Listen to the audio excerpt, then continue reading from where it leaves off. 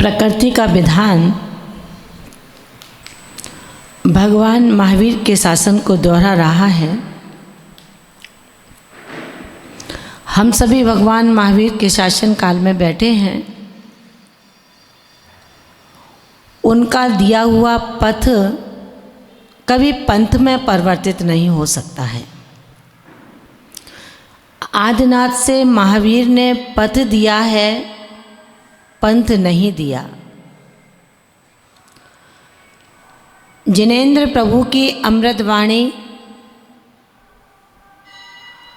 जो मिथ्यात्व के विषधरों को दूर करके सम्यक आदर्श को प्रदान करती है।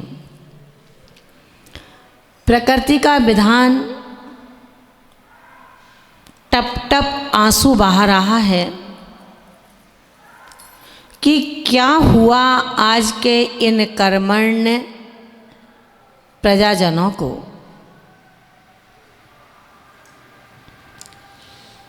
आत्मा आत्मा है, अभी आत्मा परमात्मा नहीं है, लेकिन बैरात्मा से अंतरात्मा की ओर है।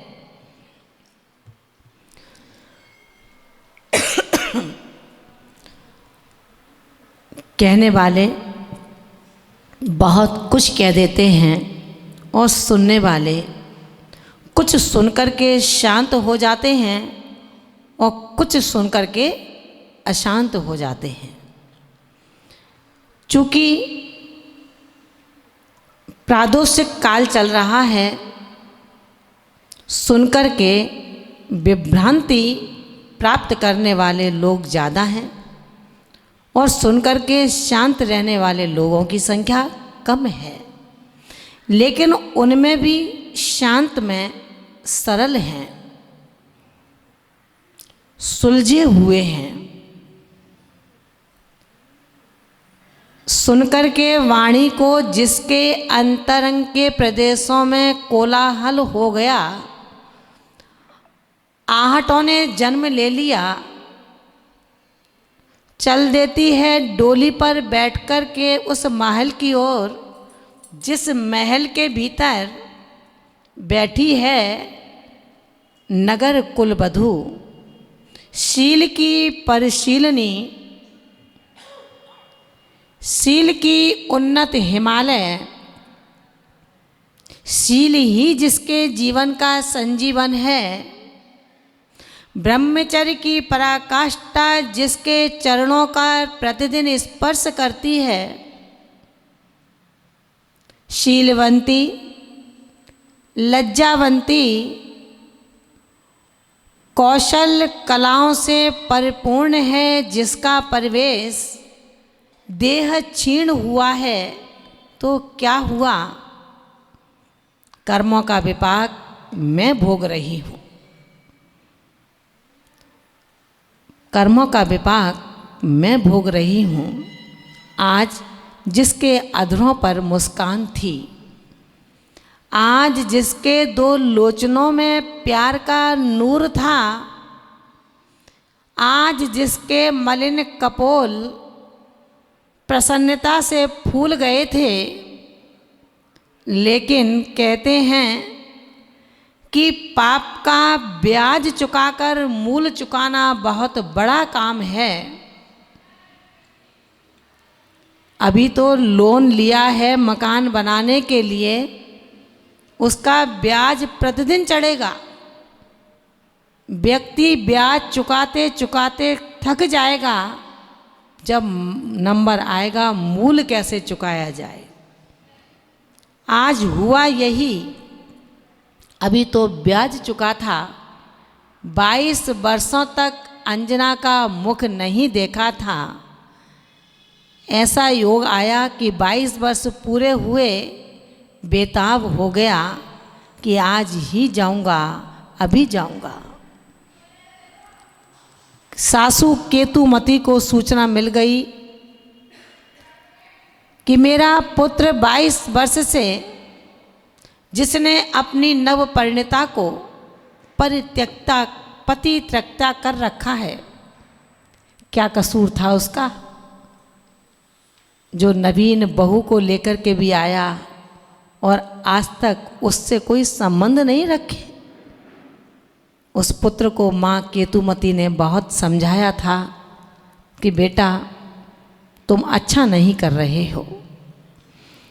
संवेदनशील था सासू केतुमती का हृदय, लेकिन जो ही जिनका काम ही कान भरने का होता है वो बेचारे करें भी क्या, दूसरा काम भी तो नहीं हो उनके पास। दुकान पर बैठ जाते हैं, ग्राहक भी नहीं आता है तो करेंगे क्या। बस यही सोचेंगे कि सामने वाला कैसे शांति से बैठा है, जब मैं नहीं बैठ सकता हूँ तो इसको भी कैसे बैठाऊँ। बस कुछ ना कुछ उसके कान में एक विष की गोली डालता रहेगा।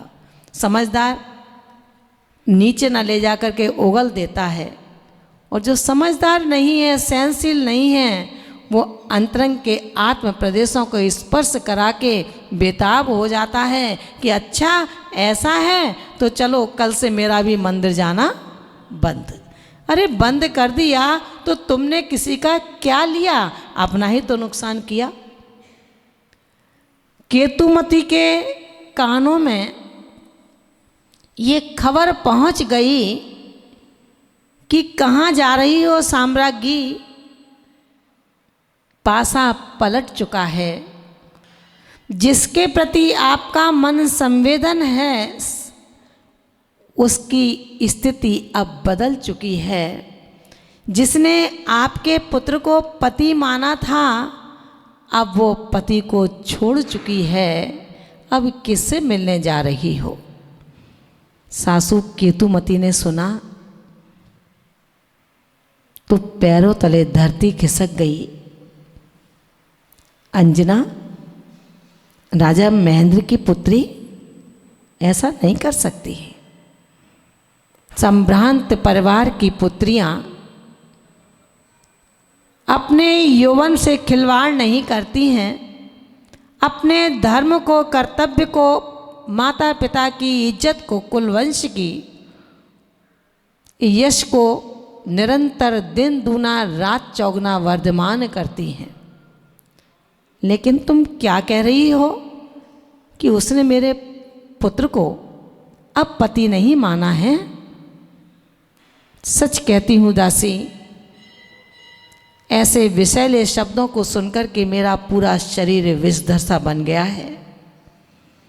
अब तक जिसके प्रति मेरे मन में करुणा का भाव था, आज लगता है कि मेरे महलों में वो क्यों रहती है। मैं अभी अभी जाऊंगी और उससे बात करूंगी, उसकी खबर लूंगी कि तू कैसी कुल कलंकित नारी है। चल देती है चार कंधों का सहारा लेकर अपने राजमहल से अंजना के महलों की ओर। अंजना अपने महलों में जिनेंद्र स्तवन स्तुति के साथ में आत्म प्रदेशों के चिदानंद में स्तुतियों को गा रही है। खुश है, आनंदमय है, तसल्ली है मन में कि मेरे पति ने मुझे स्वीकार किया है पत्नी के रूप में। अत्यंत प्रसन्न भावों से जो ही दासी ने आकर के कहा कि हे स्वामिन, तुम्हारी सासू माँ महलों की ओर चली आ रही हैं, चार कंधों पर सवार होकर के, चार कंधों पर सवार होकर के सासू माँ आ रही है। भयभीत हो जाती है, डर जाती है। सासू तो सासू है, सास का नाम सुनकर बहुओं की सांसें ही रुक जाती हैं। बेचारी करें कि आज सासू माँ आ रही है, क्या होगा। मन में भय था, निर्दोष थी, फिर भी भयभीत थी। अभी तक वो ना आए, अब क्या होगा। क्या मेरी सासू माँ मेरे हर शब्दों को सुनकर के मेरे ऊपर विश्वास कर लेंगी, कुछ पता नहीं है बसंत माला, मुझे बहुत डर लग रहा है, कुछ अनहोनी न घट जाए। बसंत माला ने कहा कि रे अंजना, परेशान न हो, सब अच्छा होगा। जैसे ही पता लगा कि महल के मुख्य द्वार पर सासू माँ की डोली रुक गई है, सासू माँ उतर गई हैं, विचार किया कि सूचना आने के बाद भी बहू अभी तक नीचे दरवाजे तक नहीं आई। लेकिन देह से कमज़ोर व्यक्ति दौड़ लगा सकता है, लेकिन मन से जो टूटा हुआ है उसका खड़ा होना भी अत्यंत दुस्साध्य कार्य है। कहते हैं मित्रों, 4 कंधों पर सवार होकर के आई थी सासू माँ। चाहती तो अपने पाँव पाँव आ जाती। हम भी 4 कंधों पर जाएंगे और आप भी 4 कंधों पर जाओगे। जब आप आई थी तो भी 4 कंधों पर आई थी, लेकिन हमारा जिन शासन कहता है मत ढूंढ सहारे, दिल सहारे टूट जाते हैं, जोश लहरों को आता है किनारे छूट जाते हैं। कितने सहारों को ढूंढेगी अंजना, तू मत घबरा, एक दिन ऐसा आएगा तू बेसहारों का सहारा बन जाएगी। परेशान ना हो। थर थर कांप रही है कि सासू माँ जब मेरे गर्भ को बड़ा हुआ देखेंगी तो क्या कहेंगी, मेरी बात कैसे मानेंगी।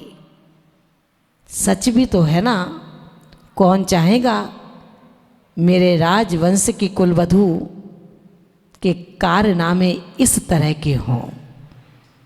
सत्य तो है, लेकिन सत्यार्थ का बोध उनको कैसे कराऊंगी जिसके मन में आज तक ये बात समाई है, जिस दिन से शादी होकर के आई है उस दिन से लेकर आज तक जिसने अपनी उस नवपरिणीता का मुख ही नहीं देखा है, उसके गर्भ कैसे रह सकता है। बात सत्य थी दोनों पक्षों की और दोनों ही पक्ष निर्दोष थे। अब क्या होगा? जब सासू माँ ने सोचा हो सकता है इन दासियों ने कहीं कुंठा बस ऐसी बात अंजना के लिए कह दी होगी, फिर भी मन में यही था, बेचारी माता पिता की लाडली 100 भाइयों की इकलौती प्रिय बहना मेरे घर पर बहू बनकर के आई है। कितना दुख है उसके मन में कि शादी से आज तक मेरे पुत्र ने उसको देखा तक नहीं है। चलो उसने नहीं देखा तो कम से कम मेरा प्यार तो उसे मिलता रहे। फिर भी सोच करके यही सोचती है। एक रोज पवनंजय की माँ ने सोचा कैसी लाचारी है, मैं बहू अंजना को देखूं कैसी इस समय बिचारी है। वह इसी भावना से चल दी, जा कर के वहीं विराम किया। जैसे पहुँची अंजना बहू ने छू कर चरण प्रणाम किया। जब देखा बहू अंजना को, चकराई यह क्या माया है, यह तुंग उदर पांडुरंग इसका कैसे ये हो पाया है। शंका होते ही कोप बड़ा, मन में कुछ बात ना तौली है, जो चैन पूछने आई थी बेचैन तभी उठ बोली है।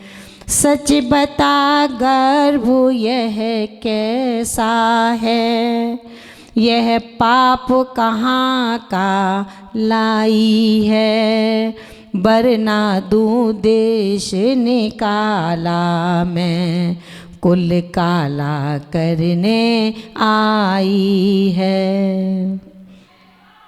क्या कहा, समझ में आया ना? निर्दोष पर दोषारोपण हो रहा है। आपके ऊपर यदि ऐसा दोषारोपण होगा तो आप क्या करोगे? सब लोग निर्दोष हैं, आप कोई दोष नहीं है, तो क्या करोगे? शांत बैठे रहोगे क्या? हैं? मुझे नहीं लगता शांत बैठोगे। आप तो इतने अशांत हो जाते हो, दोषी होने के बाद अशांत होते हो। अगर हम आहार नहीं लें आपसे, हमें पता है, तो कितना अशांत होते हो, कैसे झटका दे करके भागते हो चौके से। देखना, अपन दोषी हैं फिर भी शांत नहीं हैं, वो निर्दोषी है फिर भी बोलिए ना शांत है। क्यों शांत है? क्यों शांत है भैया? क्यों शांत है मिलाप भैया? क्यों शांत है? क्योंकि सम्यक दृष्टि है। क्यों शांत है? सम्यक दृष्टि है। दर्द का एहसास होगा, कराहटा मन में होगा, आवाज़ बाहर भी आएगी, लेकिन कभी नहीं कहेगी कि तुमने गलत किया है। सम्यक दृष्टि है। सम्यक दृष्टि शांत होकर के स्वयं के कर्मों के विपाक को झेलता है, लेकिन दूसरों पर दोषारोपण नहीं करता। सासू बहुत अच्छी थी आप जैसी। आप भी तो किसी की सासू होंगी ना? बोलो ना, है ना? हमारी बसंता भाभी तो ये तो बिल्कुल बहू को प्यार से रखती हैं, लेकिन सासू केतुमती भी अपनी उस कुलवधू को पुत्री की तरह रखती थी। लेकिन क्या करे, कर्म बेचारे हैं ना, उन्होंने सब कुछ निचोड़ दिया। और जैसे ही उसको देखा सासू ने, चकमक हो जाती है कि अंजना ये क्या है? मैं तो समझती थी राजा महेंद्र की पुत्री। जिस तरह राजा महेंद्र स्वयं नीतिवान हैं, न्यायवान हैं, परम विशुद्धि के धारी हैं, जिनकी यश की पताकाएं दिगंतरों में यश की विरदावलियाँ गाती हैं, वैसे ही उनकी संतान होगी। मुझे नहीं पता था कि तू कुल कलंकनी है। तूने हमारे आदित्य नगर के यश पताका पर कितना जबरदस्त कुल कलंक लगाया। इस कलंक को मैं कहाँ तक धो पाऊंगी? ध्यान रखना अंजना, जो तूने किया है क्या सत्य है? किसका गर्व है ये मुझे बताना पड़ेगा, नहीं तो देश निकाला अभी इस समय काला मुंह करके तुझे स्वीकार करना पड़ेगा। अंजना सती थी। सतीत्व का उज्जवल कीर्तिमान उसके जेहन के रग रग में समाहित था। बस उसने यही कहा, कंपित होते हुए, डरते हुए, कि हे माँ शेषु केतुमती, मैं तुम्हारे चरणों का स्पर्श करती हूँ। और कहती है, कप उठी अंजना यह सुनकर, फिर आंसू भर कर बोली है, तुम चाहे जैसा कहो मात, निर्दोष हमारी झोली है। लंका जाने से पूर्व मातु वे इन महलों में आए थे। ठहरे थे यहाँ पर 3 दिवस तक, मैंने सेवा क्षण पाए थे। उनके आने तक ठहरा लो, यदि दोषी हूँ तो कजा मिले। तुम देश निकाले की कहती, मैं कहती सूली सजा मिले। क्या कहा कि हे सासू माँ, मैं समझती हूँ कि गलती आपकी नहीं है, लेकिन फिर भी मैं आपकी राजकुल वधू होने के नाते इतना तो अधिकार रखती हूँ कि निर्दोषी को कभी दंड नहीं देना चाहिए और सदोषी को कभी क्षमा नहीं करना चाहिए। देश निकाले की बात आप जो कह रही हैं, मैं अभी तुमको देश निकाला देती हूँ, तो मैं आपको ये कहना चाहती हूँ, इस महलों में रहने का अधिकार मुझको है, क्योंकि आप मुझे लेकर के आई हो मेरे पिता के गृह से। जब तक इस बात का कोई निर्णय ना हो तब तक के लिए आप भी धैर्य धारण करें और मुझे भी इन महलों में रहने दें। अभी देश निकालने की बात ना करें, मेरे पिता का मान बहुत घट जाएगा, मेरी मान की मर्यादा टूट जाएगी। माँ, आप स्वयं विचार करो, आप नारी हैं, नारी के दर्द को जानती होंगी। अंजना ने अपने सासू माँ के चरण पकड़ लिए, लेकिन वो नहीं मानने वाली थी। उसने कहा कि अंजना, तुम झूठी हो, तुम हवसी हो, तुम कुल कलंकनी हो। जब तुमने देखा कि मेरा पति मुझे स्वीकार नहीं करता, तो मैं क्यों ऐसे पति की प्रतीक्षा करूंगी। तुम किसी दूसरे के साथ में अपने संबंध बना बैठी हो। अंजना ने कहा कि हे माँ, आप शासन की साम्राज्ञी हैं, फिर भी मुझे बहुत आश्चर्य हो रहा है। इतने बड़े राज्य के संचालन करने के बावजूद भी आप कहती हैं कि तुझे अपना पति नहीं मिला तो मैंने किसी दूसरे को पति बना लिया। माँ, भारतीय संस्कृति की विधा का पालन करने वाली सतीत्व की शीलवंती नारी, जिसने स्वप्न में भी परपुरुष की ओर सोचा भी ना हो, 22 वर्ष तक जिसने इन महलों में चरण ही नहीं रखा हो, क्या उनके लंका जाने के बाद मैं ऐसा कार्य कर सकती थी? मेरी ओर ध्यान देने का प्रयास करें माँ, मेरे वचनों पर श्रद्धान करिए।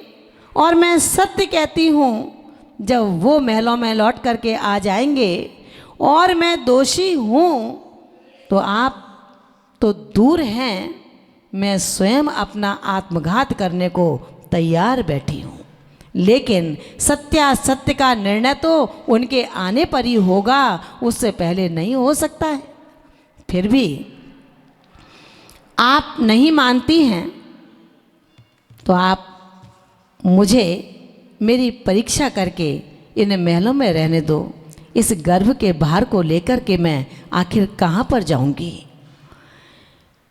अंजना हजारों कहती थी, पर एक ना उसने मानी थी। दुख है नारी ने नारी की, नारी हो पीर न जानी थी। फिर हुआ वही जो कभी भूल कर नहीं चाहिए होना था। महलों में हंसने वाली को तो लिखा भाग्य में रोना था। जिसके दर्शन कर धन्य नगर का होता हर नर नारी था, उस पर थे काले वस्त्र आज, काला रथ बना सवारी था। जिस राज बधू की किसी समय आरती उतारी जाती थी, उस पर हंसती थी सब दुनिया, उंगलियां उठाई जाती थी। समझ में आया क्या? क्या है ये? कर्म विपाकोदय। हम सभी जैसे आप बैठे हैं, आप हमेशा ऐसे ही बैठे रहना। आपका कर्म कभी आपको छू ना सके। आपकी शांति, धीरता, स्थिरता कभी आपसे दूर ना हो। लेकिन मित्रों, ये कर्म विपाक का दृश्य है। जिसने प्रतिशोध की अग्नि को ठंडा करने के लिए दुसाध्य कार्य किया, अपने से भी ऐसा कुछ हुआ हो तो उसका प्रायश्चित ग्रहण करें, नहीं तो हमें भोगना पड़ेगा, छोड़ना नहीं होगा। महलों की रहने वाली पुत्री आज राजकुल वधू बनकर के आई थी। सासू माँ से हाथ जोड़ कर के गिड़गिड़ा रही है कि ऐसा मत करो, मेरे शील की रक्षा कैसे होगी जंगल में, कैसे मैं अपने गर्भ की रक्षा करूंगी। काला मुंह करते समय भी बार बार रोकती है कि हे माँ, तुम नारी हो, मैं नारी हूँ, क्यों ऐसा करती हो, मेरी रक्षा तुम्हारे हाथ में है। सासू केतुमती आज इतनी दृढ़ हो गई थी, मजबूत हो गई थी, जैसे अपने मन मजबूत हो जाते हैं। जिसके प्रति श्रद्धान होता है उसके लिए भी हम कुछ कहे बिना छोड़ते नहीं। जितने प्रति श्रद्धान है, जिसके प्रति श्रद्धान है, उसके बारे में अगर कुछ सुना और आपके प्रति या आपको उससे ईर्ष्या है, द्वेष है, तो आप शांत नहीं बैठ सकते हो। लेकिन ध्यान रखना मित्रों, ऐसी परिस्थिति में आचार्य उमा स्वामी भगवान को याद रखना। उन्होंने कहा है ना, केवल श्रुत संग धर्म देवा वर्ण बाधो दर्शन मोहस्य।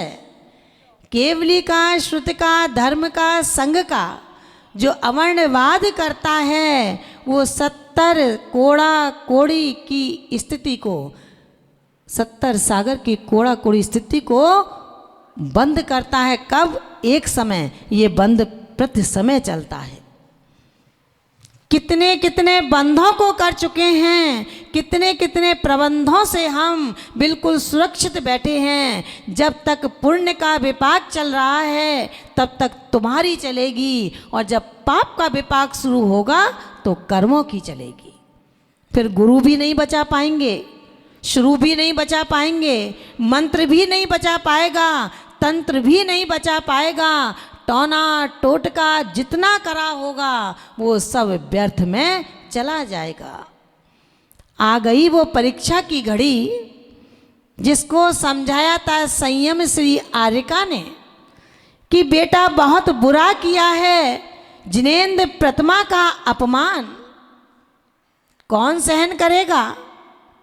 तुझे ये धरती भी आत्मसात कर जाएगी, भूल लुंठित हो जाएगी, रक्त रंगिम हो जाएगी। कर्मों की, पापों की घटा तुझे किसी दिन का ना छोड़ेंगी।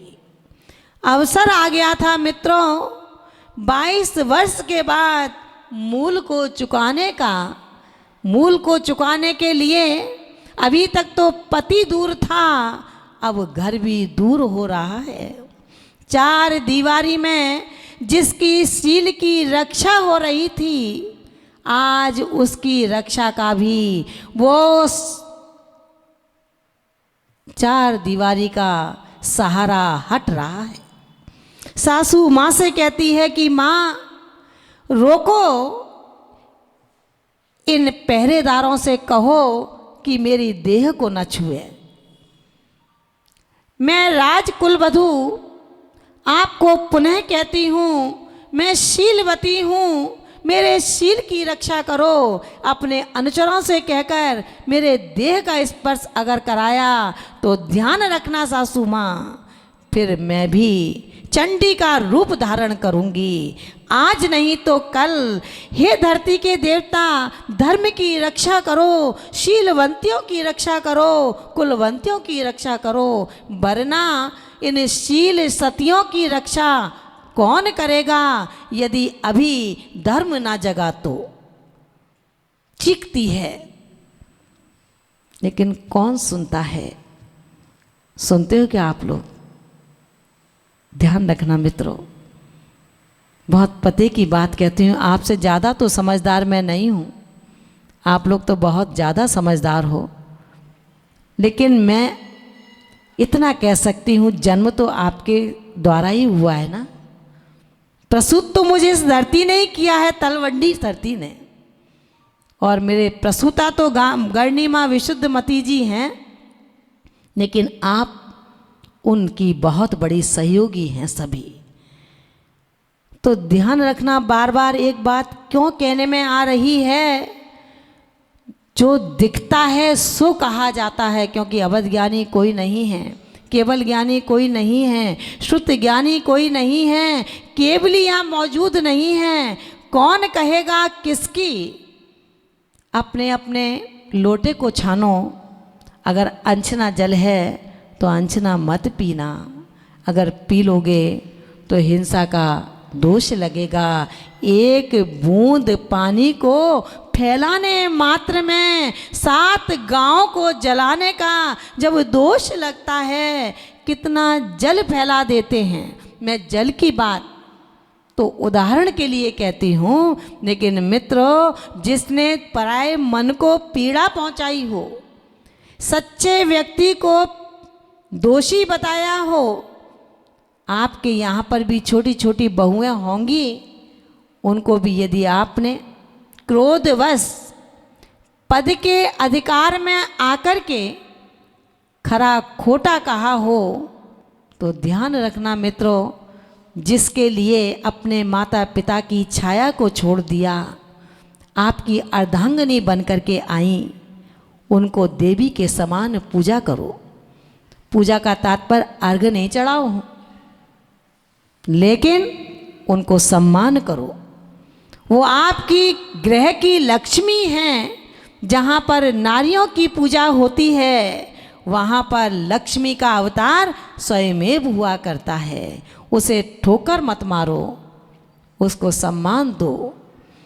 कुलवधू बार बार कहती है, लेकिन सासू माँ नहीं सुनती। उसकी चोटी को पकड़ करके राजमहलों से खिंचवा दिया जाता है, देह लहू लुंठित हो जाती है, सारी देह छिल जाती है, कराह की पीड़ा निकलने लगती है। देह छिलने की जिसको पीड़ा नहीं है, लेकिन जिसका शुभ भाव, शुभ क्रिया, शुभ दर्शन जिसके गेह में बैठा है, आज अपने कर्मों को छीलती है। कहती है कि हे परमात्मा, ये दोष इनका नहीं है, ये दोष मेरे कर्मों का है।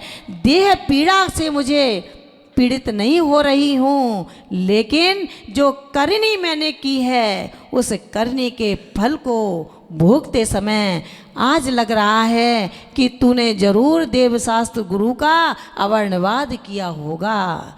किसी बैठे हुए पेड़ पर 2 जोड़ेदार पक्षियों को गुलेल से अपने आनंद मनाने के लिए अलग किया होगा।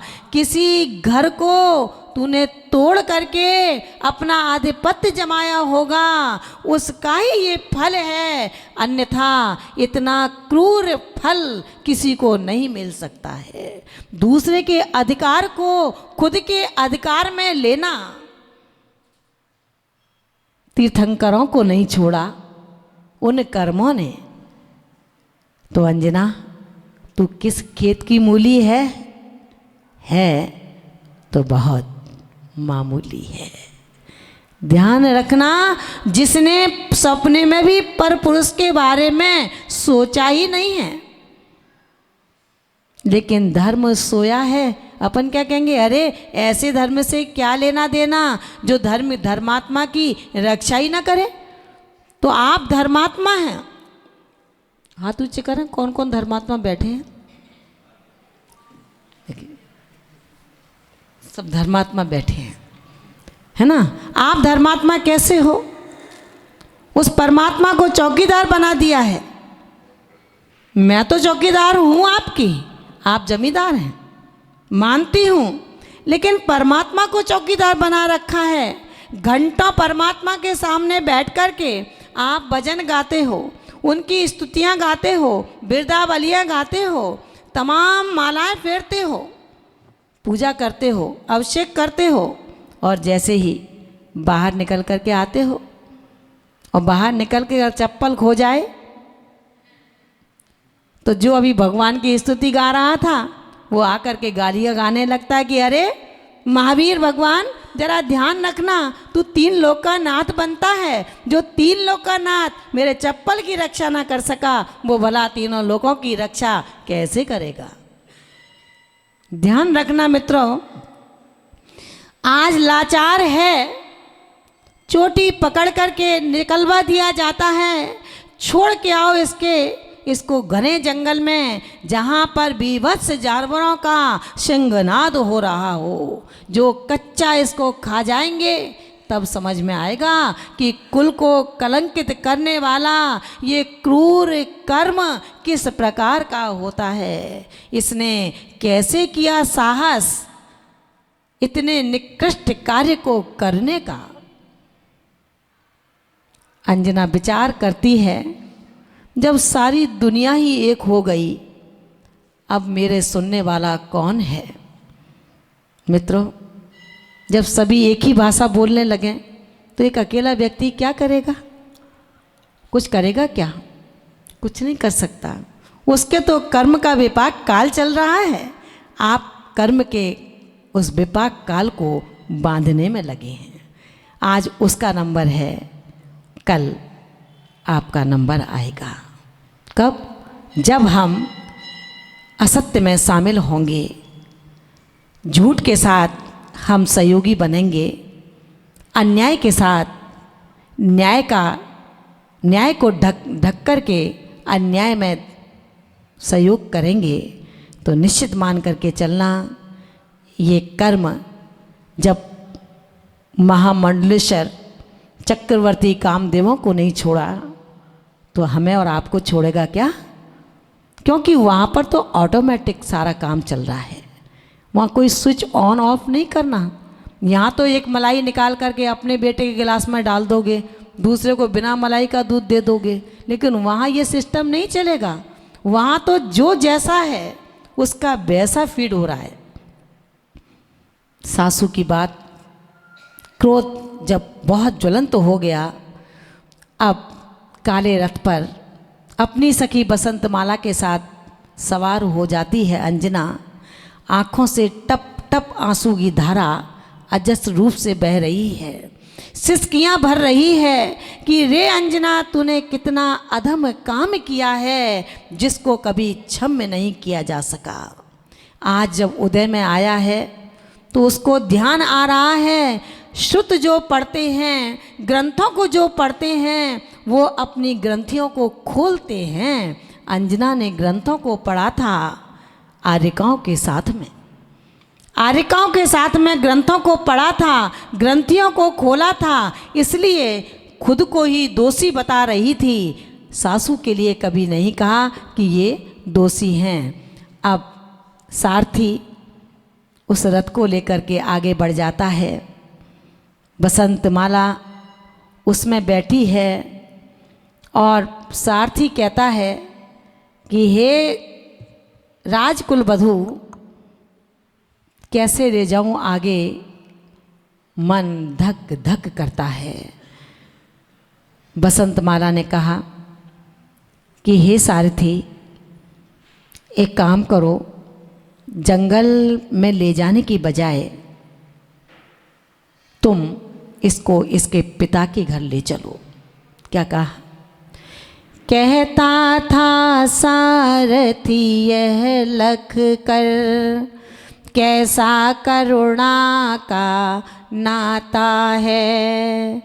हे राजबधू मुझसे तेरा ये दुख ना देखा जाता है। हो अगर आज्ञा सेवक को तो मैं इतना कर सकता हूँ। बन की बजाय मैं तुमको तुमरे माँ घर ले चलता हूँ। अब जैसे ही सारथी ने ये कहा, अंजना ने कहा कि सारथी ठहरो, अभी नहीं। बिना बुलाए पिता के घर जाना ये कन्या का सम्मान नहीं होता है। अगर तुम्हें तुम्हारी साम्राज्ञी की आज्ञा हो तो इतना कर सकते हो कि अभी कहीं नहीं जाना, इस रथ में मैं बैठी रहूँगी, अभी रथ को वन की ओर नहीं ले जाना। बस सारथी ने कहा कि हे राजकुलवधू, आपकी जैसी आज्ञा होगी मैं वही कार्य करूँगा, लेकिन इतना ध्यान रखना, मुझसे साम्राज्ञी ने कहा है कि इसको वन में छोड़ करके तुरंत तुमको वापस आना है। बसंतमाला ने कहा कि रे सारथी, क्यों इतनी जल्दी करते हो? तुम पे देखा नहीं जाता, आँखों से आंसू बहाते हो। इतनी सी बात मान लो ना, ये भी तो राजकुल वधू है। बस अभी नहीं, कल चलेंगे जंगल की ओर। कितने हिंसक प्राणी हैं, लेकिन प्रस्ताव रखा गया है, आज्ञा हो तो पिता के घर ले चलें। अब संस्कृति की पली बेटी क्या निर्णय करती है, पिता के घर जाना है अथवा जंगल में रहना पसंद करना है। मित्रों, कल ठीक 9 बजे हम सभी यहीं पर उपस्थित होंगे और जानेंगे कि अब हमको पिता के घर जाना है या जंगल में। इतना कह कर के आप सबके इस धैर्यता के प्रति बहुत बहुत कृतज्ञता और आभार ज्ञापित करती हूँ। परमात्मा से प्रार्थना करती हूँ, वो परमात्मा आपको असीम सौंदर्यता, चिरंजीवता, आरोग्यता एवं समृद्धता देता हुआ आप सबके हृदय में प्रेम का सम्यक अपूर्व दीपक को प्रज्वलित करे। आप सभी लोग धर्म के साथ जुड़े रहें, देवशास्त्र गुरु के प्रति अमिट अकाट श्रद्धा को अपने जीवन में समाहित करते रहें। प्रतिदिन मंदिर आएं, शुद्ध वाणी को सुने। बस यही प्रार्थना करती हूँ परमात्मा से। दोनों हाथों को यदि लेकर के आए हैं तो एक बार ऊंचा कीजिए और लगाइए जयकारा। जवले तीर्थंकर महावीर स्वामी की, परम पूज्य गणनी आर्यका श्री विशुद्धमती माता जी की।